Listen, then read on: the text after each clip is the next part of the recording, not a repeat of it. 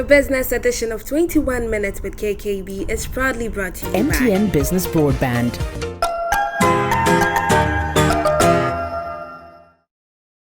First National Bank, Bank of the Changeables. Okay. Well, many thanks for staying with us right here on 21 Minutes with KKB, the business edition. And today we are coming to you from a very interesting place. You don't usually see us in such a place or a locality, but of course, because of the nature of the business here, today we've decided to pay a bit more attention to this. I'm sure a lot of you are complaining about fuel, about traffic, about all of that. Well, today we are with a gentleman who has managed to try and solve that problem in a way. So instead of wasting so much money on fuel and, spending so much time in traffic and all of that, he has decided to come up with electric cars. When we connect, everything is possible. Whatever seems unreachable becomes even closer. Building partnerships. Redefining the norms. Because when we connect, being there becomes possible. And new ideas come to life. Stay ahead and stay connected with MTN Business Broadband. Superior internet solutions that drive your dreams. Sign up today on broadband.mtn.com.gh or call or WhatsApp 0244 308 111.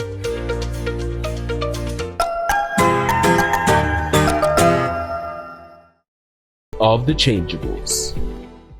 Many thanks for staying with us right here on 21 Minutes with KKB, the business edition. Today, it's a very interesting conversation we're going to have, and I'm sure you would love it because it has to do with something which is not very familiar to a lot of Ghanaians. We don't like a lot of things techie related, of course, for the millennials and the like, they do, but for a lot more of us Ghanaians, it's a bit stretched for us. And so when I saw and heard about a gentleman who happened to get into a space where not a lot of us are so keen on, but was rather keen on getting all of us to pay a bit more attention to that tech space, I was very impressed because it has to do with what?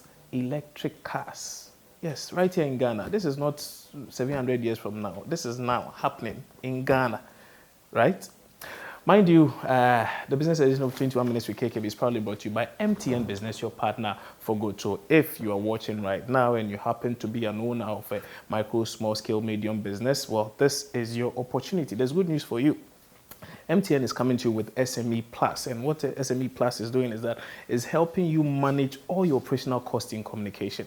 The service simply allows you to choose from affordable packages and enjoy talk time, SMS, data, as well as business content, all bundled into one subscription. The other exciting news is that you get free on-net calls every Monday from 7 a.m. to 7 p.m. Call all your business partners, schedule all your meetings, Monday, 7 a.m. to 7 p.m. for free, right here on MTN. All you have to do is simply dial *5060# to sign up today. Also, you can WhatsApp or call the number 0244 308 111 for more information and stay connected everywhere you go. It's also brought to you in partnership with First National Bank. Now, First National Bank is offering businesses, both big and small, an opportunity to switch and enjoy 0 monthly account fee with any of their business check accounts.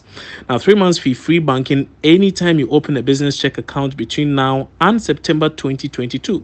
This makes business sense, right? Of course it does. Now, the impossible just got bigger and better with First National Bank. Bank of the Changeables. One small change, remember, can make a huge difference. All you have to do is to visit any of your branches in Accra, Kumasi, or Takoradi, or call 0242 435 050, and we'll send one of our friendly business bankers to you to start the switch process. First National Bank. Now, how can we help you? Today, I'm privileged enough to be sitting with the Chief Executive Officer for Solar Taxi, Jorge Appiah.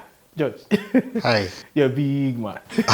You're looking at me out. Yes. You're really big, but then you're doing a lot of amazing things here. Thank you. You remember I had suggested that, in fact, on your LinkedIn profile, you say you are a technopreneur, and it gets a lot of people thinking, what at all is this guy talking about? Why do you describe yourself as such? Technopreneur means I'm being an entrepreneur, but basically what the underlining tool for what we do is technology. Okay. So entrepreneurship with technology, making technopreneur. So tech-based entrepreneurship. Exactly. Big man. Okay, so like I said, you have an amazing story to tell about bringing all of these things to Ghana and getting all of us to see what the future looks like now as far as electric cars are concerned. But even before that, tell us a bit about yourself. Take us back. How has the journey been so far? How's the process been? Well, I was born here in Accra, somewhere down there, Odoko. But I had the chance to be raised by my grandmom in our hometown, Asamankese. Well, I didn't get the best of privileges in terms of access to, let's say, like electricity. So I have to grow up here part of my life without electricity. But I have to then learn with how to deal with it, using candles and lanterns to study. So I schooled from like my early KG to primary to GSS at Domi Zion Memorial School, Domi School. Then I had a chance to go to Pope John, the school you can think of. But I think I had my first encounter with experiencing a computer for the first time in Pope John. But it was quite an experience because at the end, I ended up being one of the top IT guys, even though I've never seen a computer before in the school. But from there, even though I had very good grades, I was committed to be an electrical engineer because of my experience. I was committed in finding a sustainable solution that one day I'll be providing electricity to my grandma. And because of that, I feel like the field of engineering will give that opportunity better than being a medical doctor. I mean, if you get a grades, everybody wanted to be a medical doctor. So it was funny that in my application, I just selected electrical engineering, like first choice, second choice, and then the third choice was pharmacy. Even though I definitely know that I will not get it, I just bought only one form. The thing was that I was quite committed to what I wanted to do. So I just bought KNUST. I never bought any forms, and I chose electrical engineering with no option. But the thing being here is my commitment and serve as a drive in terms of what I want to achieve at the end on. So I studied electrical engineering, KNUST. Well, I did well. I think so. I think so. Yeah, so graduated with good grades, and then had a chance to work at the university with the energy center. Work as a research assistant, then became a research fellow. My work basically was on solar PV, smart grid systems, among other things. Did some work in wind energy, biofuels, biogas, with some papers. I mean, at the university, suspected. Yeah. So, but when I was in the university, I started my first community organization. That's called Creativity Group. So this was something to challenge us as students in terms of how do we use what we are gaining in school to solve problems. Because then, for me, it wasn't about the grades. So after second year, I have my first class though, but I don't feel like I'm doing anything with it. So it was like, okay, can we come together and do something? So I have some amazing guys that we came together to start this platform. We went ahead to do amazing stuff over the years. Now Creativity Group is now close to about 9 tertiary institutions. We built a lot of wonderful stuff. We built some space balloons to fly satellites into space, picking data. We built our first drone in 2013. Then drone, nobody even know what a drone is then. Yeah, we were just innovating. Basically, that was what we're doing for fun. Some super smart guys that were in the community. Fast forward a point in time, we realized that we need to take these innovations to the market. Because anytime we go for exhibitions, like we come to Accra, we go to a lot of places, we just take it fast, right? Yeah, it's like, yeah, but then it got to a point that people from the community were graduating, and then they have to go in for jobs, among other things. So, yeah, even though the university was generous to support us in terms of giving access to a space and all that, we feel like we needed something that can provide that business aspect to it. So we started Kumasi Hive.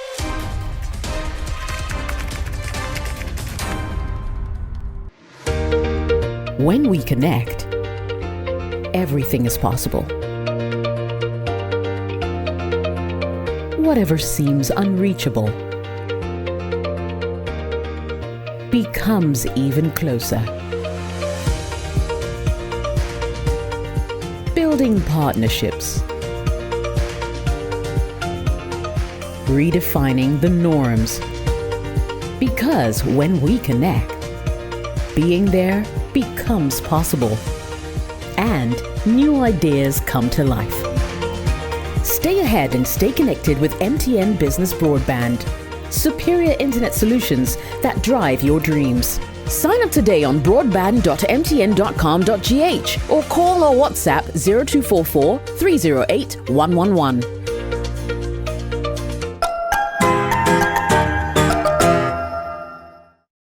Many thanks for staying with us right here on the business edition of 21 Minutes with KKB. Like I said, today we are with the Chief Executive Officer of Solar Taxi.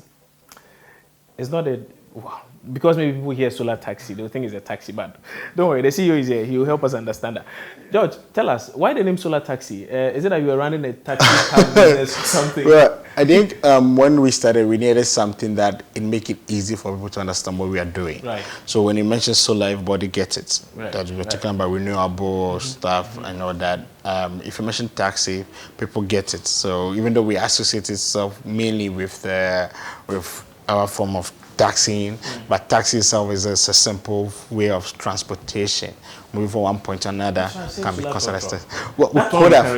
Yeah, well, maybe we could have, yeah. but it was needed for. We don't need to explain too much. Yeah. That's what we wanted to avoid. So you were looking at aside doing all of these fantastic things, coming up with innovative stuff and the like.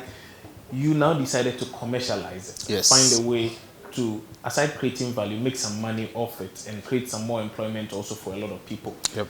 Let's go into that. Well, like I said, starting in 2018, after our first prototype, we borrowed staff to do this. Later, we have to return all the stuff. Right. I mean, that is what we used to do. Yeah. You know? Anytime we want to build a product, we just take product part from other places, build it, and it works. We celebrate, take pictures, and put it back because we don't have the money to always to buy new stuff. Yeah, so this is what happened. But later in 2018, we had partnership with MasterCard Foundation, who saw the potential in something like this, creating green jobs and providing jobs to the youth. Right. So they provided some support. Which was very good for us because then we had a chance to, I mean, the technical part is proven. It's like we can build it, we can always build it, but is the business side also in existence? So we have to look at that. And it came out very well. The results was super amazing. We ran it for a couple of months. You've told us a bit about Solar Taxi and how come the name even came about and the like. It was for recall and the like. Very good move there. But more important, the business itself, the model. Okay. The thinking of electric cars, how did that even drop? And why were you so convinced it was going to work in this market? Well, I think it's just as a researcher and an innovator, you start with a question and try to investigate into it. What was the question? The question was, how do we provide sustainable transportation in Africa? The case in point, in most African economy, the economy depends about 70% on transportation. Transportation is one of the sectors that a slightest increase in the cost of transportation affects everything, including education, healthcare, just you name it. Yes, everything gets increased on. So it becomes important to look at how do we address something like that. And then there's the issues of the climate change, that aspect also. So that is where we started from, to be able to, okay, how do we find a sustainable solution, something that we could help us to address this issue of transportation, the cost of transportation, and also at the same time look at the climate effect of it. And we are at the juncture where Africa, we are poised to develop. And if care is not taken, we will develop by polluting just as the Western countries. Well, the available options, I mean, I know there's petrol, diesel, which we are used to. And then I know of hydrogen. Yes. And then solar, and then now the electric cars. Why not hydrogen, for instance? Well, hydrogen will have its time. hydrogen, it's quite complicated in terms of logistics. I mean, it's quite clean. Access is not a big deal, but in terms of production and storage, it's a whole lot of issue. I think the innovation will happen there at a point. Yes, the innovation will happen where there will be effective way of how do you store hydrogen, how do you transport hydrogen, among other things. But I think a time will come for that. For now, we are looking at what is really available and what you have to us to accelerate this transition. Okay, I see a very nice artwork behind you talking about solar taxi. Sure. For those of you who are watching, that's the website www.solartaxi.co. And when you go there, it suggests quite a lot of things. But right here on this, it suggests you can deposit money, then there's monthly payments, and then you own the car. Sure. Tell us the rationale behind this and how it's panning out. Okay, so we currently have 3 models. So we have 3 types of vehicles currently: the cars, the bikes, and then the tricycle. Yeah, and all of these, apart from the bikes there, yeah, yes, yeah. So for the bikes and tricycle, we do assemble them locally. Okay. So we have an engineering team that take all the designs, stuff like that. Right. And then we place order for the part supplies. We get the part supplies, then we assemble them here. So we currently assemble them here in Accra or Kumasi. We have engineering team that handles that. And my interest is to know about 90% of our engineering team are women, and put on that. We don't assemble the cars here currently. We are currently raising the investment to start assembling. We are looking at probably maybe in the first quarter of next year, the assembling should possibly begin. And this will enable us to scale up the production. Now, in terms of being able to access some of these, we are doing outright sales. We are doing lease to own. That's what you find behind me. And we are doing a renting model, so where you rent on monthly basis. On the car part, we have a lot of orders on the renting part that we currently have put temporary hold on that. But if you want leasing to own, we have that option for you. You make a deposit and then you pay over a period up to 12 months. If you want a longer term, you will have to refer you to one of our banks that we are working with for you to have access to that. Why should anyone consider an electric car over a petrol-based car or a diesel-based car? Why? Well, I think almost 100% of our clients, well, okay, maybe let me make a room for this. 90% of our clients make decisions like this based on economics. If you go straight to electric, you'll probably be using about 90% of what you currently consume on fuel. You'll be saving that. So that's 10%. That is what we use. So if you are someone that's... So you're saying that you'll be able to cut down your cost by 90%. On transportation by up to 90%. Exactly. So if you're someone that you will spend about 1,000 cedis on fuel each month, we are looking at saving close to about 900 cedis. So you spend only about 100 cedis. If you want to go a step deeper into savings, you can switch completely to what we call a solar hub. So this is where we build a charging powered by solar, where we install it in your premise, and then you charge from that. So when you're away from work, it charges. When you come back, you plug in and it charges your car for that. In that case, we are looking at something about like saving up to 95%, 98% on your cost. So yeah, that option exists for people that want to go that route to save more. So majority of our clients is economics. So primarily it's about costs. Majority of them. We have definitely the additional bonus of going green, supporting the climate. I think that is very critical because we don't want to make a lot of money and then we can't spend. All right, then we'll be working around with nose masks. I think now we will do that, but it could even get worse. All right, if we pollute too much, you have all the money, but you can't spend. And yeah. So that is not something you want to trade off. If you have been sick before, you kind of appreciate health is more important than money. That's what we're trying to do. Concerns, particularly with electric cars, there are concerns about safety. Okay. I mean, what is stored is just like your phone in your pocket. Is your phone safe? I would like to think so. Yeah. But generally we have over billions of phone devices, right? a majority are safe. All right, definitely there'll be some defects here and there, but it's literally just like your phone in your pocket, just like the camera that you're using. It has a battery storage which you keep in the electrical charge in it and use it when you need to use it.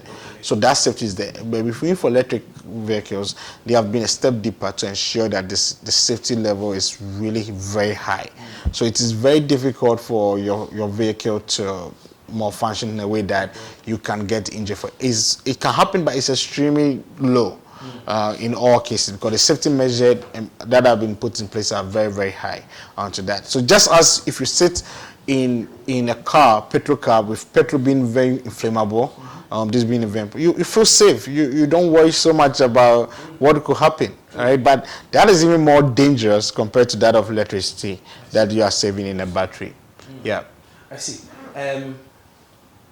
Then also there's this talk of crash tests, because I know, for instance, with Tesla in a few hours, there were a number of instances where people were like, "Hey, your car has done this to me. This is happened, blah blah blah." Yep. What's the situation? Well, to be honest with you, EVs have one of the best crash test results across. I mean, for EVs, like, safety is the definition. So because of that, there's a lot of investment that goes into that. So to be honest with you, EVs are more safer when it comes to crash test results than a lot of petroleum-based cars on. Yeah, but we do have the results of those. So if your clients are interested in getting to know the details, we provide that for you. But on general note, some of the safest cars out there are EV cars. Yeah. So I see the cars have a lot of sensors and things. And exactly. Warning you, prompting you, and doing this and the like. Yeah. But there was one feature I found very intriguing, that the car, well, some of your cars, like a few I saw out there, have the self-park and self-drive features. Yep. On these Ghanaian streets. yeah, it does. It does. So I mean, see, driving has to be safe, right? It doesn't make sense to drive and then you have to call all your house gossips and you call your pastor to pray for you before you drive from a short distance. It doesn't make sense. A lot of accidents that happen are very, very highly preventable. We just need some form of measures to make that happen. So cars are now being designed to be safe, like very safe. And I think that's something we can get to, where you can get into an accident, but fatality rates can be very low. So all these measures that are being put in place is to make it safer. Yeah, but you see, my only challenge is that in a country like Ghana, where a lot of people do not pay a lot of attention to road signs and all of this, there's someone with a cat just cross you. There's a goat somewhere. There's a cattleman or headsman with his people around the ranch close to the motorway or something. Is it still safe, even in all? I mean, one thing is, like, it has emergency brakes. So anytime it detects anything that is super out of the control, it prevents collision. So collision avoidance is high on that.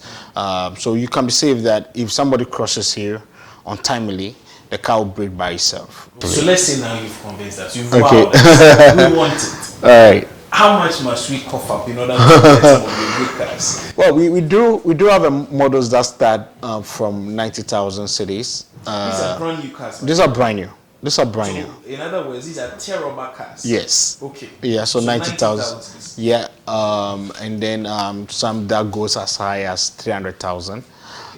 We have mid-range. Majority of them tend to be around 150, 140.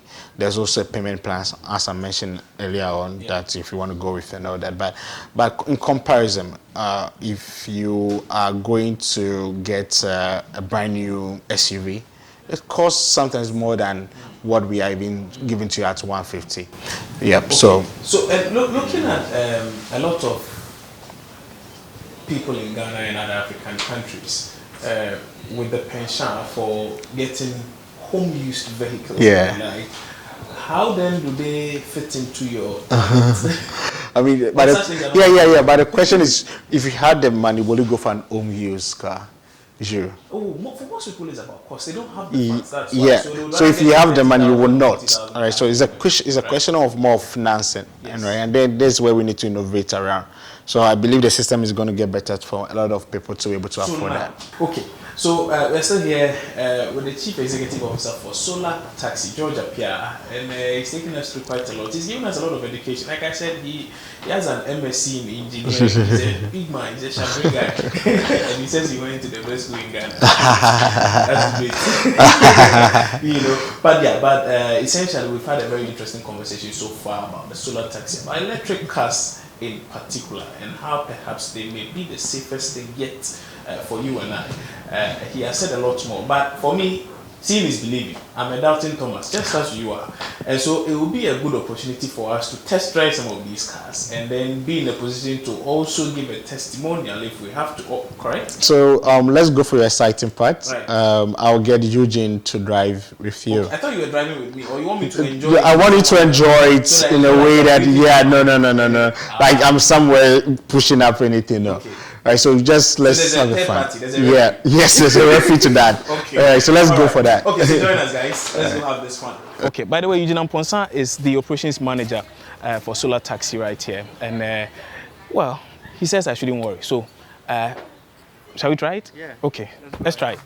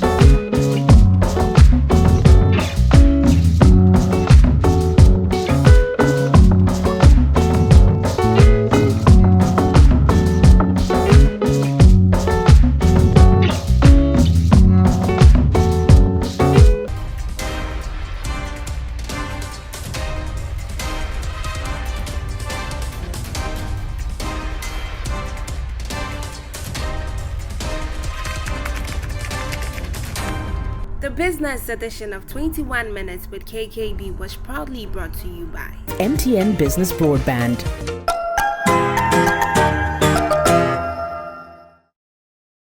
First National Bank, Bank of the Changeables.